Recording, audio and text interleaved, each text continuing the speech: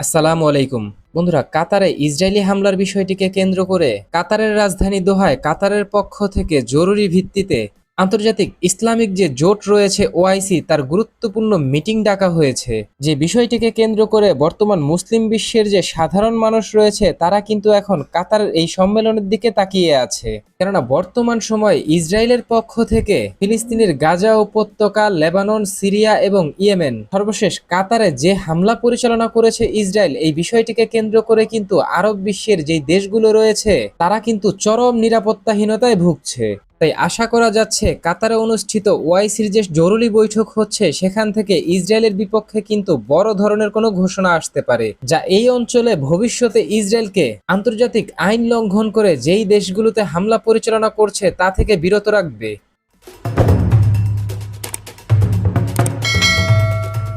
এখন দেখুন, একদিকে কাতারের রাজধানী দোহায় যখন আরব লীগের জরুরি বৈঠক চলছে, ঠিক এই সময় কিন্তু ইসরায়েল সফরে এসেছেন যুক্তরাষ্ট্রের পররাষ্ট্রমন্ত্রী মার্ক রুবিও, এবং ঠিক একই দিনে একই সময় কিন্তু যুক্তরাষ্ট্রের পররাষ্ট্রমন্ত্রী মিস্টার মার্ক রুবিও সহ আরো বেশ কয়েকজন আমেরিকান উচ্চ পদস্থ কর্মকর্তা কিন্তু সরাসরি ইসরায়েলি প্রধানমন্ত্রী মিস্টার বেনিয়ামিন নেতানিয়াহুর সাথে জরুরি বৈঠকে বসেছেন। বন্ধুরা, তড়িঘড়ি করে যুক্তরাষ্ট্রের পররাষ্ট্রমন্ত্রীর এই যে ইসরায়েল সফর, এটা কিন্তু সাধারণ কোনো সফর নয়। এই সফরের মাধ্যমে যুক্তরাষ্ট্রের পক্ষ থেকে তাদেরকে সবুজ সংকেত দেয়া হয়েছে, মানে ইসরায়েলকে সবুজ সংকেত দেয়া হয়েছে যে আমরা আপনাদের পাশে আছি।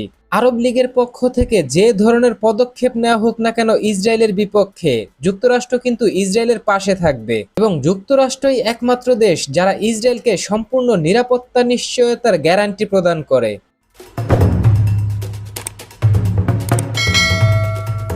বন্ধুরা, যুক্তরাষ্ট্রের পররাষ্ট্রমন্ত্রীর তড়িঘড়ি করে ইসরায়েল সফরের বিষয়টিকে কেন্দ্র করে এই জায়গায় বলে রাখা ভালো, নেতানিয়াহু এবং মার্ক রুবিওর মধ্যকার রুদ্ধদ্বার বৈঠকটি শেষ হওয়ার পরবর্তী সময়ে মিস্টার বেনিয়ামিন নেতানিয়াহু কিন্তু একটি স্টেটমেন্টে তিনি বলেন, ইসরায়েলের জন্য হুমকি এমন যে শত্রুরা রয়েছে মধ্যপ্রাচ্যের দেশগুলোতে, তাদেরকে কিন্তু ইসরায়েল মোকাবেলা করতে বদ্ধপরিকর। বিশেষ করে হামাস এবং ইয়েমেনের যে হুথি বিদ্রোহীরা রয়েছেন তাদেরকে কিন্তু মোকাবেলায় ইসরায়েলের পক্ষ থেকে বিন্দু পরিমাণ কোনো ছাড় দেয়া হবে না। কাতারে প্রথমবারের মতো যে অভিযান পরিচালনা করেছে ইসরায়েলি সশস্ত্র বাহিনী, ভবিষ্যতেও ইসরায়েলি সশস্ত্র বাহিনী কিন্তু এই ধরনের অভিযান পরিচালনা করবে। এখন দেখুন, ইসরায়েলের পক্ষ থেকে কিন্তু অস্পষ্টভাবে হলেও কিন্তু একটি বিষয় নিশ্চিত করা হয়েছে। মিস্টার বেনিয়ামিন নেতানিয়াহুর পূর্বের ঘোষণা অনুযায়ী মিস্টার বেনিয়ামিন নেতানিয়াহু যে বলেছিলেন হামাসের মতো সন্ত্রাসী সংগঠনগুলো বিশ্বের যে কোনো দেশেই লুকিয়ে থাকুক না কেন, তারা এক স্থান ত্যাগ করে আরেক স্থানে যেতে পারবে, কিন্তু তারা লুকাতে পারবে না।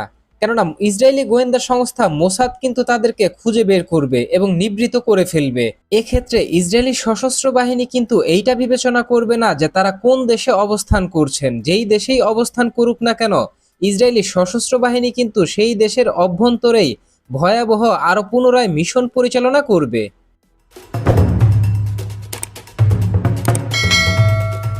বন্ধুরা, রুদ্ধদ্বার ওআইসি বৈঠক শুরু হওয়ার আগেই কিন্তু ইরানের পক্ষ থেকে প্রস্তাব দেয়া হয়েছে মুসলিম বিশ্বের অত্যন্ত শক্তিশালী যেই আরব দেশগুলো রয়েছে তাদেরকে উদ্দেশ্য করে, আপনারা ইসরায়েলে রসদ সরবরাহ বন্ধ করুন, আপনারা ইসরায়েলে তেল সরবরাহ বন্ধ করুন, যা ব্যবহার করে তারা গাজা উপত্যকায় ভয়াবহ অভিযান পরিচালনা করছে এবং কাতারের মতো সার্বভৌম স্বাধীন দেশগুলোতে অভিযান পরিচালনা করছে।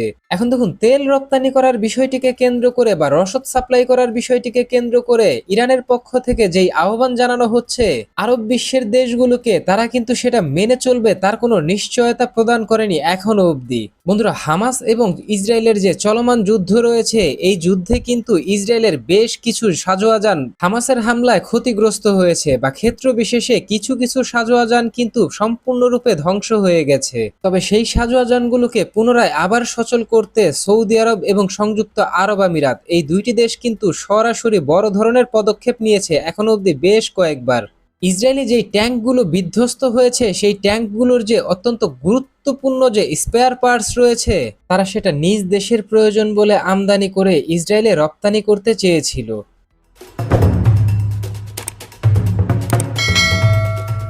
বন্ধুরা, কাতারে অনুষ্ঠিত গতকাল ওআইসির যে সভা রয়েছে সেখানে কিন্তু ইরানের পক্ষ থেকে একটি নতুন প্রস্তাব দেয়া হয়েছিল ইসরায়েলের বিষয়টিকে কেন্দ্র করে। এখানে ইরান প্রস্তাব করেছে ন্যাটোর আদলে একটি সশস্ত্র বাহিনী তৈরি করতে হবে, যেটা হবে আরব বিশ্বের এবং মুসলিম বিশ্বের সম্মিলিত বাহিনী, যেখানে মুসলিম বিশ্বের দেশগুলোর নিরাপত্তা নিশ্চিত করার জন্য কিন্তু ন্যাটোর মতো ন্যাটোর আদলে অনুচ্ছেদ 5 এর মতো নিরাপত্তা বলয় থাকবে, যে একটি মুসলিম দেশে হামলা মানে মুসলিম বিশ্বের সমস্ত দেশে হামলা।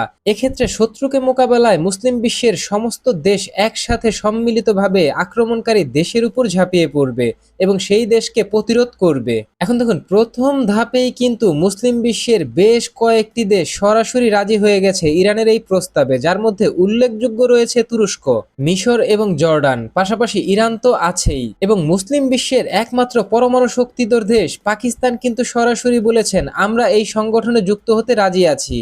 এমন একটি শক্তিশালী সংগঠন মুসলিম বিশ্বের জন্য অত্যন্ত জরুরি। পাশাপাশি মুসলিম বিশ্বের প্রথম পরমাণু শক্তিধর দেশ হওয়ার বিষয়টিকে কেন্দ্র করে পাকিস্তানের পক্ষ থেকে দাবি করা হয় স্বাধীন ফিলিস্তিন প্রতিষ্ঠার মাধ্যমে ফিলিস্তিনে শান্তি ফিরিয়ে আনার জন্য এবং মুসলিম বিশ্বের নিরাপত্তা নিশ্চিত করতে কিন্তু পরমাণু শক্তি ব্যবহার করতেও সরাসরি রাজি আছে পাকিস্তান।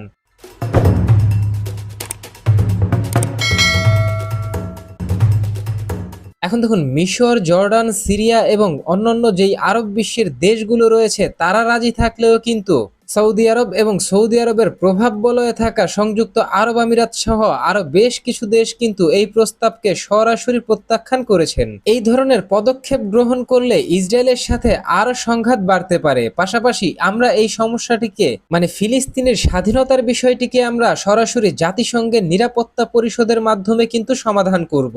তবে আপাতত এই ধরনের কোনো শক্তিশালী জোট গঠন করে উত্তেজনা বৃদ্ধি করার কোনো প্রয়োজন নেই। এটা কিন্তু সৌদি আরব এবং সংযুক্ত আরব আমিরাত সহ এই দেশ দুইটির বহু মিত্রের দাবি। এক্ষেত্রে নিশ্চিত করেই বলা যায় মুসলিম বিশ্বের নেতৃত্ব প্রদানকারী যেই দেশগুলো রয়েছে তার তালিকায় কিন্তু অত্যন্ত উপরের সারিতেই রয়েছে সৌদি আরব, সংযুক্ত আরব আমিরাত। তারা কিন্তু অত্যন্ত সূক্ষ্ম কৌশলে ন্যাটোর মতো অত্যন্ত শক্তিশালী একটি আন্তর্জাতিক সামরিক জোট প্রতিষ্ঠা হওয়ার সম্পূর্ণ ধারণাটিকেই কিন্তু মাটিচাপা দিয়ে দেওয়ার সর্বাত্মক চেষ্টা করলো এবং দিয়ে দিতে সক্ষম হলো।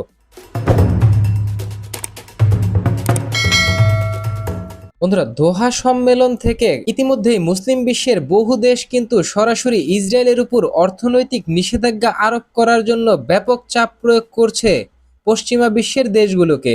পাশাপাশি নিজ দেশগুলো থেকেও কিন্তু ইসরায়েলের সাথে আর কোনো ধরনের সামরিক এবং অর্থনৈতিক সম্পর্ক না রাখার ঘোষণা দিচ্ছে। অত্যন্ত স্পর্শকাতর এই বিষয়টিকে কেন্দ্র করে Israeli president mister Benjamin Netanyahu তিনি তার এক বক্তব্যে নিশ্চিত করেছেন আসন্ন আরব বিশ্বের এই যে নিষেধাজ্ঞা, এই নিষেধাজ্ঞাকে কেন্দ্র করে আগাম প্রস্তুতি হিসেবে ইসরায়েলের অর্থনৈতিক খাতগুলোকে অত্যন্ত শক্তিশালী অবস্থানে নিয়ে যেতে এবং ইসরায়েলি সশস্ত্র বাহিনীকে এবং ইসরায়েলি অস্ত্র নির্মাতা কোম্পানিগুলো সক্ষমতা আরো বৃদ্ধি করতে ব্যাপক বিনিয়োগ করবে তারা। এর ফলে ভবিষ্যৎ আরব ন্যাটোর মতো কোনো সংগঠনকে তারা মোকাবেলা করতে কিন্তু সক্ষম হবেন, যার আগাম প্রস্তুতি হিসেবেই কিন্তু নিজেদের সামরিক সক্ষমতা বৃদ্ধি করার পাশাপাশি সমরাস্ত্র তৈরির যে কোম্পানিগুলো রয়েছে তাদেরকেও শক্তিশালী অবস্থানে নিয়ে যেতে চাইছে ইসরায়েল। এছাড়াও ইসরায়েলি প্রধানমন্ত্রী মিস্টার বেনিয়ামিন নেতানিয়াহু তিনি তার বক্তব্যে কিন্তু নিশ্চিত করেছেন তারা ধীরে ধীরে সম্পূর্ণ গাজা উপত্যকা সহ তাদের যে গ্রেটার ইসরায়েলের যে স্বপ্ন রয়েছে সেটা কিন্তু তারা প্রতিষ্ঠা করার লক্ষ্যেই কিন্তু ধীরে ধীরে অগ্রসর হচ্ছেন। তিনি তার বক্তব্যে কিন্তু এমনই অস্পষ্ট ইঙ্গিত দিয়েছেন।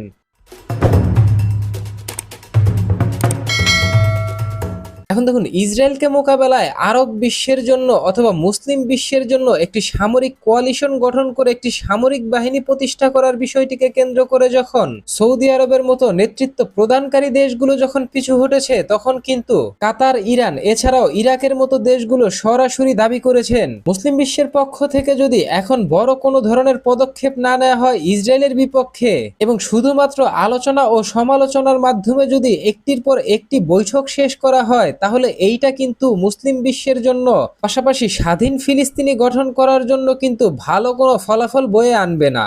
এখন দেখার পালা সৌদি আরব, সংযুক্ত আরব আমিরাত এই দুইটি দেশ এবং কাতার সহ অন্যান্য দেশগুলো কি ধরনের পদক্ষেপ গ্রহণ করে।